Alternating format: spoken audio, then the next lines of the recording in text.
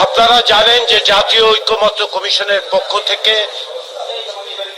একটি জাতীয় সনদ তৈরি করার জন্য রাজনৈতিক দলগুলোর সাথে অব্যাহত আলোচনা চলছে। এই আলোচনার প্রাথমিক পর্যায়ে মার্চ মাসের 20 তারিখ থেকে মে মাসের 19 তারিখ পর্যন্ত আমরা বিভিন্ন রাজনৈতিক দলের এবং জোটের সাথে আলাদা আলাদাভাবে কথা বলেছি। তারই পরবর্তী পর্যায়ে আমরা এখন সমস্ত রাজনৈতিক দলগুলোর সাথে আলোচনা শুরু করেছি এবং তারই ঈদের আগে একদিনের অধিবেশন হয়েছিল। আজকে আমরা দ্বিতীয় অধিবেশনে মিলিত হয়েছি। সারাদিন বিভিন্ন বিষয় নিয়ে আলোচনা হয়েছে।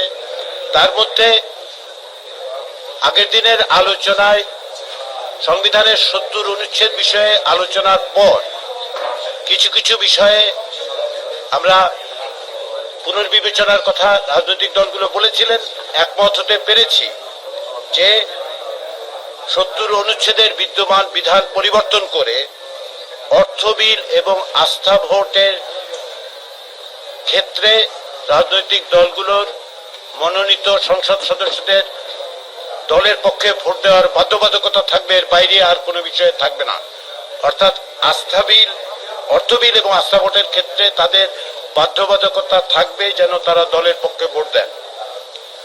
দ্বিতীয় যেটা গত দিনের আলোচনায় হয়েছিল, তা সুস্পষ্টভাবে বলতে পারি যে রাজনৈতিক দলগুলোর সাথে ঐকমত্য প্রতিষ্ঠিত হয়েছে যে 4টি committee, public accounts committee, privilege committee, estimation committee, public undertaking committee, অর্থাৎ জাতীয় সংসদের যে স্থায়ী কমিটিগুলো আছে সেগুলোর মধ্যে এই 4টি কমিটি সহ জনগুরুত্বপূর্ণ বিষয় সংক্রান্ত কমিটিগুলির সভাপতির পদ আসনের সংখ্যানুপাতে বিরোধী দলকে প্রদানের ব্যাপারে সকলেই একমত হয়েছেন। আমরা আরো দুটো বিষয় নিয়ে কথা বলেছি আজকে। এর মধ্যে একটি ছিল জাতীয় সংসদে নারী প্রতিনিধিত্বের বিষয়। এই ক্ষেত্রে দীর্ঘ সময় ধরে আলোচনা হয়েছে। জাতীয় সংসদে নারীদের জন্য 100টি আসন স্থায়ীভাবে করার ব্যাপারে একমত হয়েছে সকলের। এর পদ্ধতি এবং প্রক্রিয়া নিয়ে আমরা আলোচনা করছি। এই আলোচনা অব্যাহত থাকবে। আমরা আগামী সপ্তাহে আশা করছি রাজনৈতিক দলগুলো এই বিষয়ে এখানকার আলোচনার পরিপ্রেক্ষিতে তাদের অবস্থানের পরিবর্তনের প্রয়োজন হলে দলের সাথে আলোচনা করে আমরা এ বিষয়ে কথা বলবো। বিভিন্ন রকম প্রস্তাব আছে। এই প্রস্তাবগুলো কিছু সংবিধান সংস্কার কমিশনের পক্ষ থেকে, নির্বাচন ব্যবস্থা সংস্কার কমিশনের পক্ষ থেকে বাইরেও আমরা যখন রাজনৈতিক দলগুলোর সাথে আলোচনা করেছি সেই সময় কিছু কিছু প্রস্তাব এসছে, সেগুলি নিয়ে আমরা কথাবার্তা বলেছি। আমরা আশা করছি আগামী সপ্তাহে এ বিষয়ে একমত হওয়া যাবে। এর বাইরে যেটা আলোচিত হয়েছে, যে বিষয়ে আমরা বলতে পারি, সেটা হচ্ছে যে প্রধান বিচারপতি নিয়োগের ক্ষেত্রে অর্থাৎ যেটা সংবিধানের 95(1) অনুচ্ছেদে আছে এবং তার পাশাপাশি সংবিধানের 48(3) অনুচ্ছেদে আছে, সেগুলো সংশোধনের ব্যাপারে এক ধরনের ঐক্যমত হয়েছে। কিন্তু যেটা হয়েছে সেটা হচ্ছে যে দুটি দল ছাড়া এখন পর্যন্ত এ বিষয়ে অধিকাংশ দল এক জায়গায় এসেছেন। কিন্তু আমরা এ বিষয়টিও আগামী সপ্তাহে পুনর্বার আলোচনা করব যাতে করে আমরা এক জায়গায় আসতে পারি। কিন্তু প্রধান বিচারপতি নিয়োগের ক্ষেত্রে বিদ্যমান ব্যবস্থা পরিবর্তনের ব্যাপারে ঐকমত্য প্রতিষ্ঠিত হয়েছে। এর দ্বিকক্ষ বিশিষ্ট পার্লামেন্টের বিষয়ে দুটো বিষয়ে ঐকমত্য হয়েছে বলবো, কিন্তু তার সঙ্গে একটু এটাও বলতে হবে যে দ্বিকক্ষ বিশিষ্ট পার্লামেন্টের ব্যাপারে নীতিগতভাবে কিছু কিছু দল আপত্তি জানিয়েছেন, কিন্তু এটা কম বেশি সকলেই স্বীকার করেছেন যে বিষয়ে পুনর্বিবেচনা করা দরকার।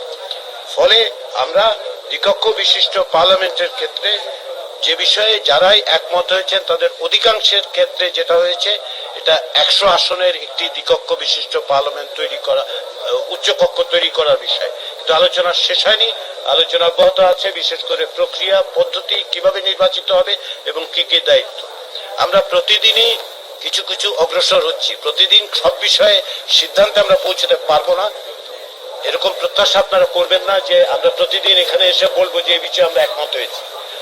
আলোচনায় অগ্রগতি হচ্ছে, অত্যন্ত ইতিবাচক অগ্রগতি হচ্ছে, এবং আমরা আশা করছি যে জুলাই মাসের মধ্যে আমরা জাতীয় সনদে পৌঁছতে পারবো এবং সেখানে অনেক গুরুত্বপূর্ণ বিষয়গুলোতেই আমরা ঐক্যমত প্রতিষ্ঠিত করতে পারবো। সবাইকে জাতীয় ঐক্যমত কমিশনের পক্ষ থেকে ধন্যবাদ। এখন রাজনৈতিক দলের নেতারা হয়তো তাদের বক্তব্য রাখবেন। জামাত অংশগ্রহণ করেন এই বিষয়ে স্যার আপনারা বড় একটা স্টেক হোল্ডার আপনাদের, এই বিষয়ে আপনাদের এটা কি? জামাতের পক্ষ থেকে প্রতিনিধি আজকে উপস্থিত ছিলেন না, কিন্তু আমি যতদূর জানি সরকারের পক্ষ থেকে জামাতের সাথে যোগাযোগ করা হয়েছে। আমরা আশা করছি আমাদের পক্ষ থেকে জাতীয় ঐক্যমত্য কমিশন।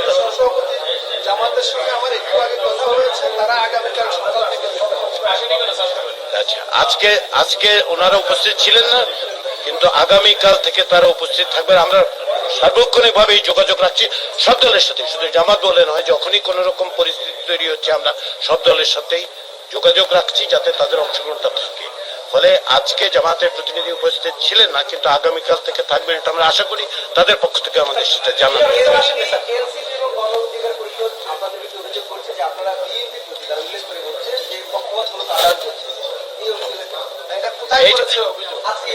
আচ্ছা, এক মিনিট। আমরা যদি রাজনৈতিক দলগুলো যখন দুপুরের বিরোধীতে কথা বলেছেন, তখন দুটি রাজনৈতিক দল স্পষ্ট বলেছে যে সরকারের এবং জাতীয় ঐক্যমত কমিশনের কিছু কিছু কাজ পক্ষপাত করছে। এটা তাদের মনে হয়েছে, তারা বলেছেন। আমরা সর্বাত্মক ভাবে চেষ্টা করছি প্রত্যেকটি রাজনৈতিক দলকে সমভাবে মর্যাদা, সমভাবে বিবেচনা করার। কারো কারো পারসেপশন অন্যরকম হতে পারে, আমরা এটা আপনাদের কাছ থেকেই শুনলাম, এটা আমরা বিবেচনায় নেব। সবাইকে ধন্যবাদ।